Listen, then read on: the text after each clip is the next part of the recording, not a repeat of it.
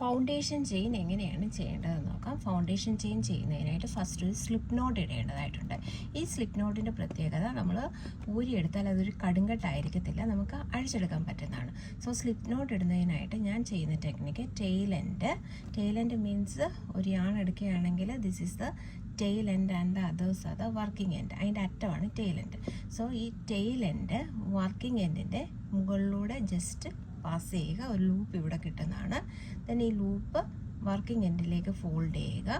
Fold ചെയ്തതിന് ശേഷം ഇത് ഹുക്കിലേക്ക് എടുക്കുക. Our slip knot is ready. So ഇനി ഇത് ഊരി നോക്കുകയാണെങ്കിൽ ഇതൊരിക്കലും കടുങ്കട്ടായിരിക്കത്തില്ല. This is one technique.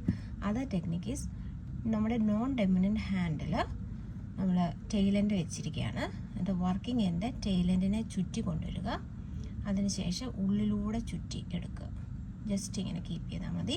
എന്നിട്ട് ഹുക്ക് കയറ്റി ഈ ലൂപ്പിൻ്റെ അകത്തൂടെ കയറ്റി ഈ വർക്കിംഗ് എൻഡ് ഹുക്കിനെ ചുറ്റിയെടുക്കുക. Our slip knot is again ready.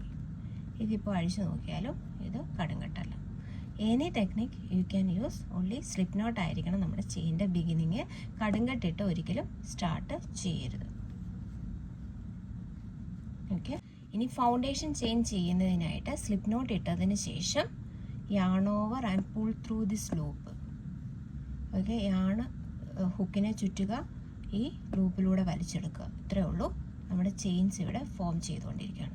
എപ്പോഴും ചെയിൻ സെയിം ടെൻഷനിൽ ചെയ്യാനായിട്ട് ശ്രദ്ധിക്കുക and count the chain. Okay. ഇവിടെ ഇപ്പോൾ 1 2 3 4 5 ആയിരിക്കുകയാണ്. ഓക്കെ.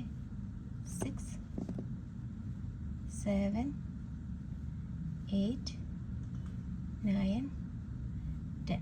സോ നിങ്ങളുടെ പ്രോജക്ട്സിൽ 10 20 100 എത്രയാണ് ഫൗണ്ടേഷൻ ചെയിൻ വേണ്ടത് അതിനനുസരിച്ച് ചെയ്യുക. Make sure that all the chains are in same tension.